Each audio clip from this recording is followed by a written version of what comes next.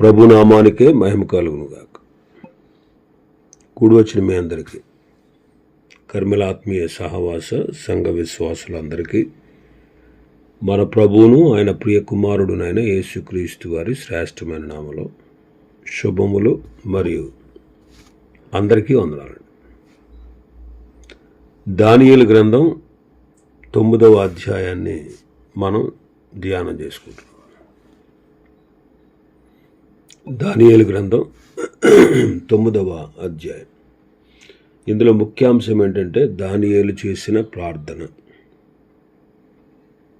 ఇంకా 70 వారాలను గూర్చిన ప్రవచనం ఇందులో రాయబడింది. 20వ వచనం చదువుదాం ఒకసారి. 20వ వచనం. నేను ఇంకా పలుకుచు ప్రార్థన చేయుచు పవిత్ర పర్వతము కొరకు నా దేవుడిని యెహోవా ఎదుట నా పాపమును నా జనము యొక్క పాపమును ఒప్పుకొనుచు నా దేవుని విజ్ఞాపన చేయుచు ఉంటిని. ఇక్కడ దానియేలు ప్రార్థన చేస్తూ ఉన్నాడు. పవిత్ర పర్వతము కొరకు అంటే యెరూషలేము కొరకు. యెరూషలేము పాడైపోయినటువంటి ఆ పరిస్థితుల కొరకు ప్రార్థన చేస్తున్నాడు. తన పాపాన్ని, తన జనము యొక్క పాపాన్ని ఒప్పుకొనుచు దేవునికి విజ్ఞాపన చేస్తా ఉన్నాడు. 21వ వచనం. నేను ఎలాగున మాట్లాడుచు ప్రార్థన చేయుచు ఉండగా మొదట నేను దర్శనమందు చూచిన అతి ప్రకాశమానుడైన గబ్రియేలైన మనుష్యుడు సాయంత్రపు బలి అర్పించు సమయమున నాకు కనబడి నన్ను ముట్టెను. ప్రార్థన చేస్తూ ఉండగా గబ్రియేలు సాయంత్రపు బలి అర్పించు సమయాన దానియేలుకు కనబడి దానియేలును ముట్టాడు.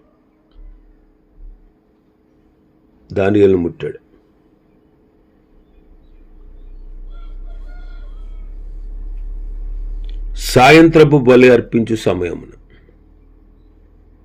ఇంకా ప్రార్థన చేస్తూ ఉండగా గబ్రియేలు వచ్చి దానియేలును ముట్టాడు.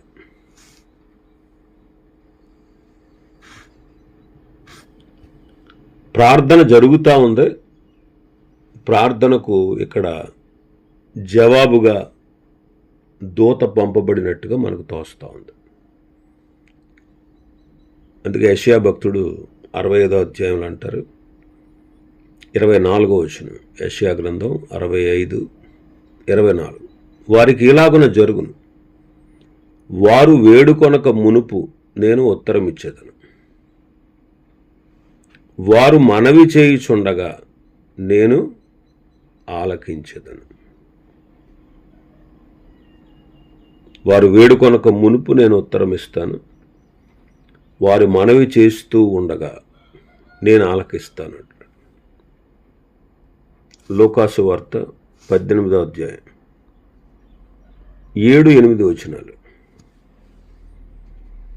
దేవుడు తాను ఏర్పరచుకొనిన వారు దివారాత్రులు తన్ను గూర్చి మొర్రపెట్టుకొనుచుండగా వారికి న్యాయము తీర్చడా?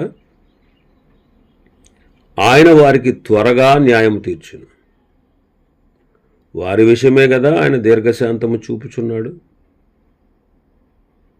వారి విషయమే కదా ఆయన దీర్ఘశాంతము చూపుచున్నాడని మీతో చెప్పుచున్నాను.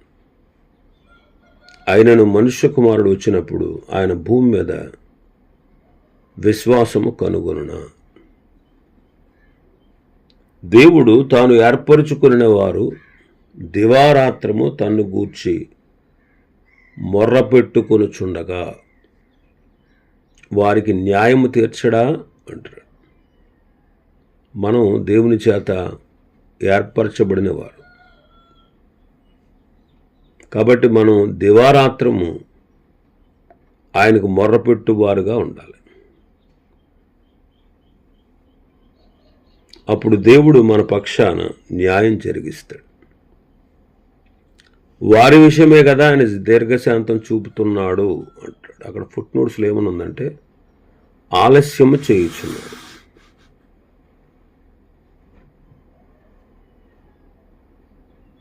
ప్రభు వచ్చేటప్పటికి అలాంటి విశ్వాసము కనుగొంటానా అంటారు. కాబట్టి దేవుడి చేత ఏర్పాటు చేయబడిన వారు దివారాత్రులు ఆయనకు మొర్రపెట్టాలి. ఇక్కడ సాయంకాలపు బలి అర్పించు సమయాన అని మనం చదువుతున్నాం. సాయంత్రపు బలి అర్పించు సమయమున నాకు కనబడి నన్ను ముట్టెను అంటాడు. ఇశ్రాయేలీలు ఉదయము సాయంత్రము బలి అర్పించేవారు. ఉదయము సాయంత్రము బలి అర్పించేవారు. నిర్గమకాండం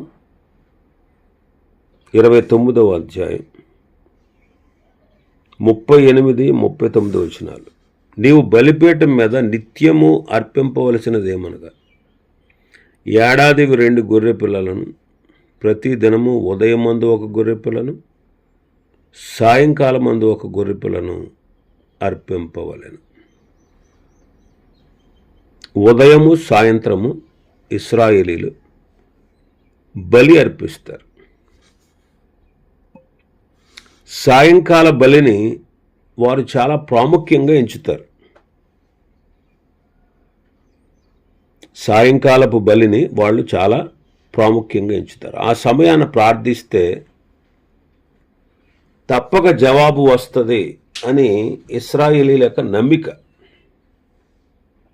ఇశ్రాయేలీల యొక్క నమ్మిక. ఎందుకంటే ఏలియా కూడా సాయంకాలం బలి అర్పించు సమయాన అక్కడ దహన బలిపీఠాన్ని కట్టి దాని మీద బలి అర్పించి ప్రార్థించినప్పుడు దేవుడు దాన్ని అంగీకరించినట్టుగా మనం చూస్తాం.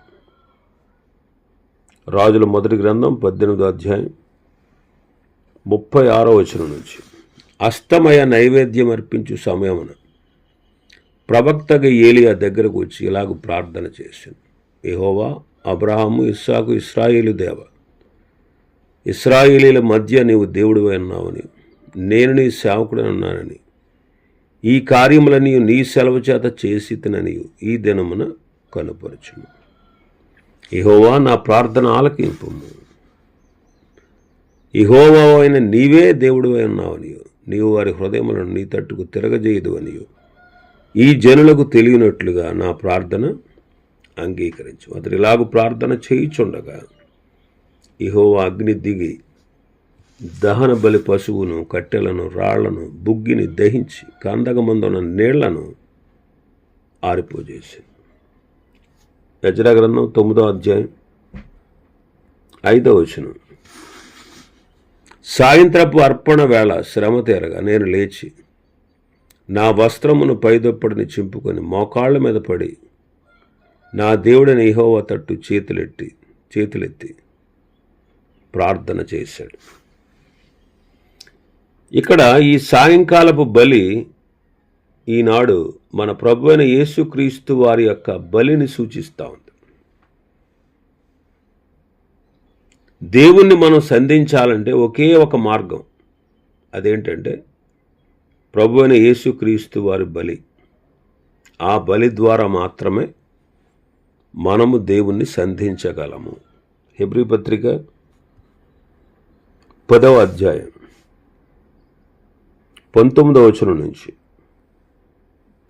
19వ వచనం నుంచి, సహోదరులారా, యేసు మన కొరకు ప్రతిష్ఠించిన మార్గమున అనగా నూతనమైనదియు జీవము గలదియు ఆయన శరీరము అను తెర ద్వారా ఏర్పరచబడినదియునైన మార్గమున ఆయన రక్తం వలన పరిశుద్ధ స్థలమందు ప్రవేశించుటకు మనకు ధైర్యము కలిగి ఉన్నది.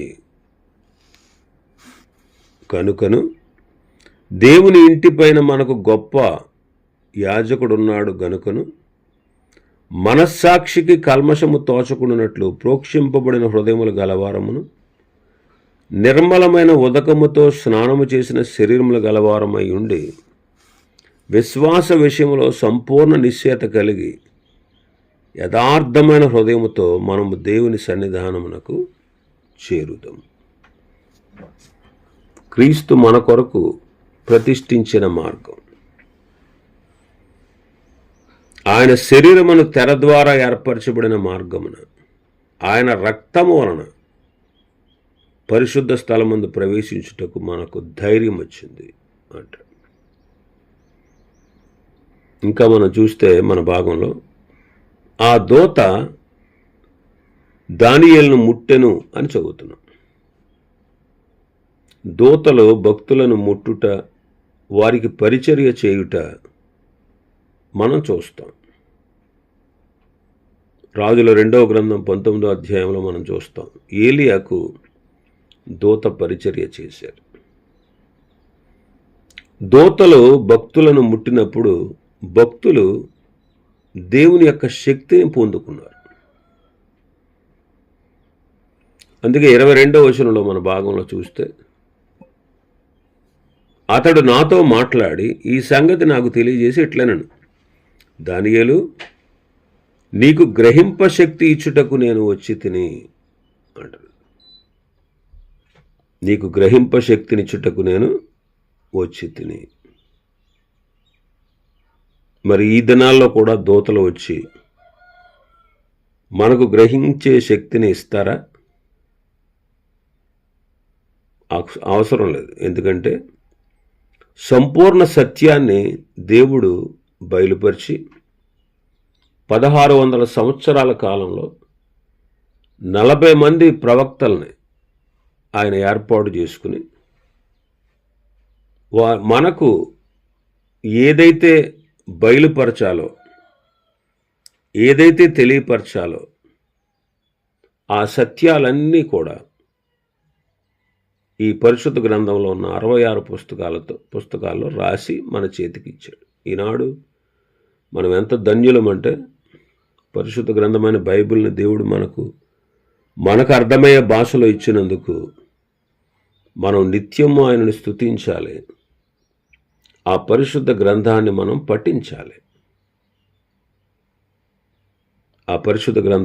పఠించాలి. ఈనాడు దూతలు వచ్చి మనకు చెప్పాల్సిన అక్కరలేదు. సంపూర్ణ సత్యాన్ని దేవుడు వ్రాతకు తెచ్చి ఇచ్చాడు. మరి ఈ గ్రంథాన్ని రాయించింది ఎవరు? పరిశుద్ధాత్ముడే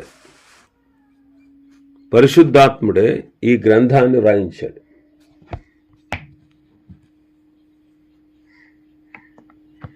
నలభై మంది ప్రవక్తల యొక్క ఆత్మలను తన స్వాధీనంలో తెచ్చుకుని ఈ పరిశుద్ధ గ్రంథాన్ని ఆయన రాయించారు. అందుకే యోహాను సువార్త 16వ అధ్యాయం 12-13 వచనాలు, నేను మీతో చెప్పవలసినవి ఇంకను అనేక సంగతులు గలవు, కానీ ఇప్పుడు మీరు వాటిని సహింపలేరు. అయితే ఆయన అనగా సత్యస్వరూపమైన ఆత్మ వచ్చినప్పుడు మిమ్మును సర్వసత్యములోనికి నడిపించును. ఆయన తనంతట తానే ఏమీ బోధింపక వేటిని వినునో వాటిని బోధించి సంభవింపబో సంగతులను మీకు తెలియజేయను. ఆయన నా వాటిలోనివి తీసుకొని మీకు తెలియజేయను గనుక నన్ను మహిమపరుచును. తండ్రివి కలిగి ఉన్నవన్నీ నావి, అందుచేత ఆయన నా వాటిలోనివి తీసుకొని మీకు తెలియజేయునని నేను చెప్పితిని.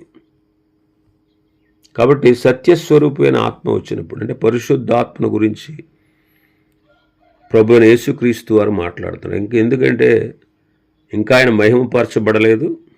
ఆయన మహిమపరచబడిన తరువాత పరిశుద్ధాత్ముడు వస్తారు, వచ్చి అనేకమైన సంగతులు తెలియపరుస్తారు. అందుకే 14వ అధ్యాయంలో కూడా చూస్తాం. యోహాను సువార్త 14:25-26. 26వ వచనం, ఆదరణకర్త అనగా తండ్రి నా నామమున పంపబో పరిశుద్ధాత్మ సమస్తమును మీకు బోధించి నేను మీతో చెప్పిన సంగతులన్నిటినీ మీకు జ్ఞాపకము చేయును. పరిశుద్ధాత్ముడు అనేక సంగతులు మనకు జ్ఞాపకం చేస్తారు. కాబట్టి ఈ గ్రంథం రాయించింది పరిశుద్ధాత్ముడే. మరి ఇందులో ఉండేటువంటి సత్యాన్ని మనకు బయలుపరచుటకు ఆయన మనలో ఉన్నాడు. కొరింథీయులకు రాసిన మొదటి పత్రిక 2వ అధ్యాయం 9వ వచనం నుంచి చూస్తే 9వ వచనం,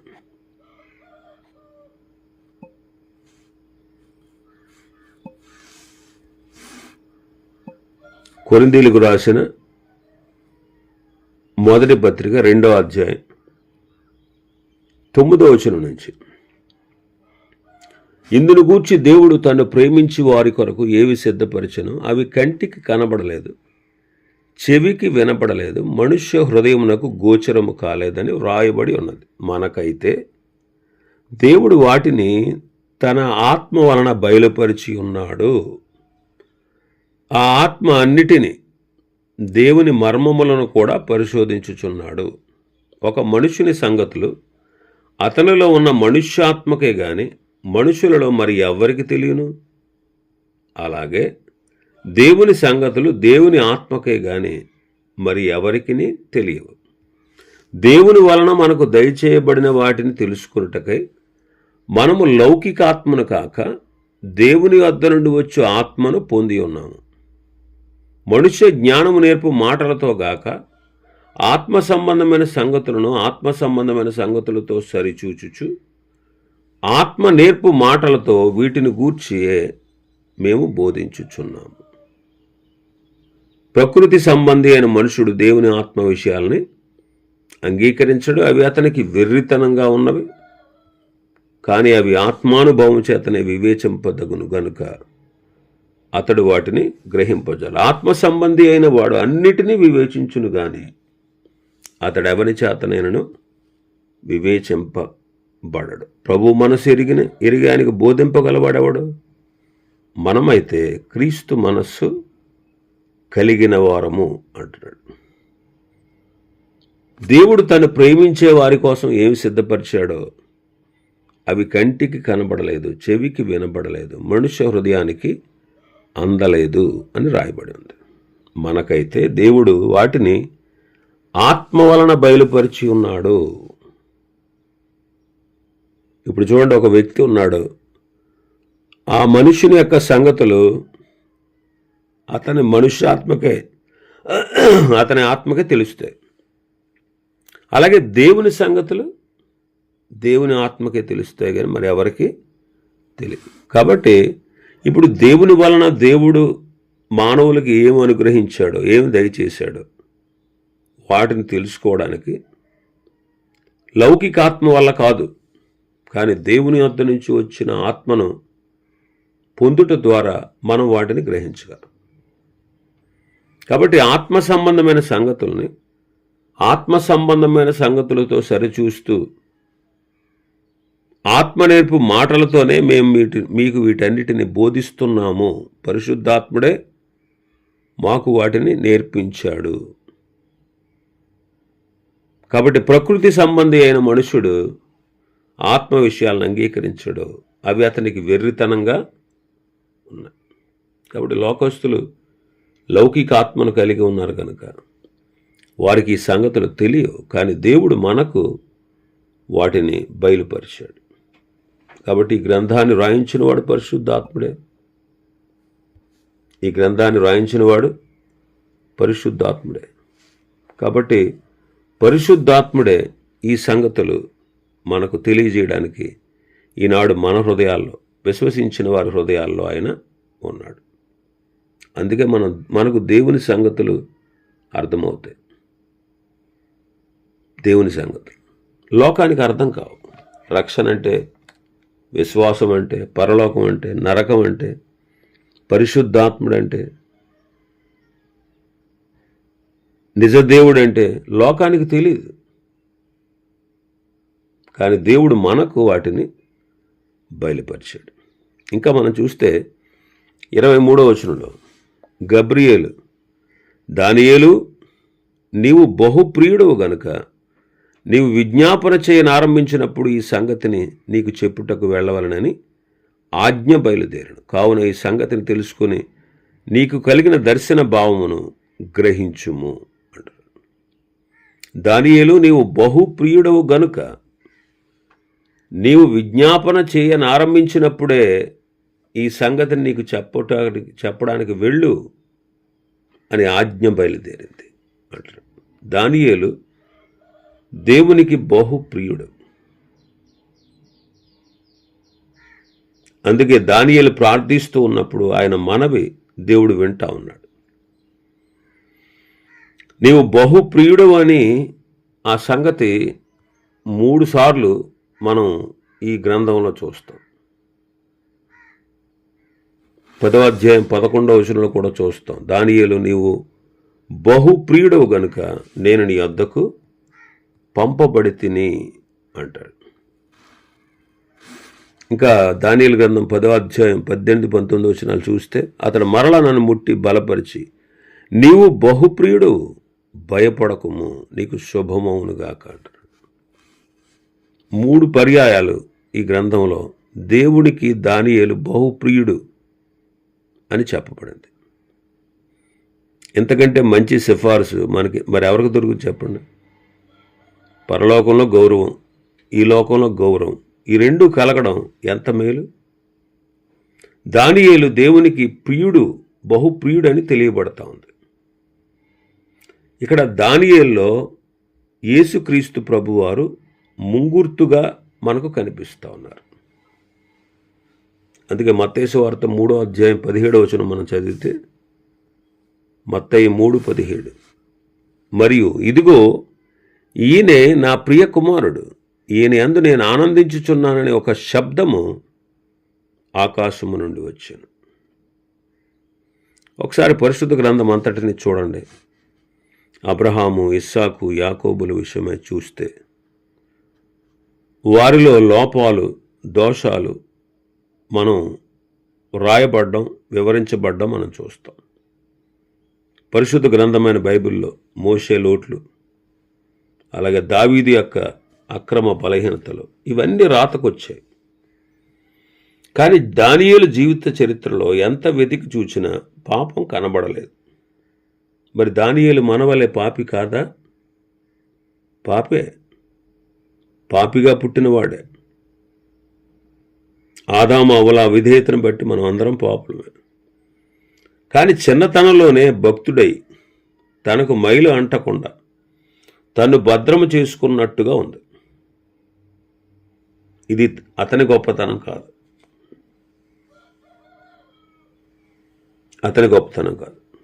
మరి ఈ పవిత్రుడైన దానియేలు రాబోవు దేవుని కుమారుడైన, నిష్కలంకుడు, నిందారహితుడైన క్రీస్తుకు ముంగుర్తుగా ఉన్నాడు.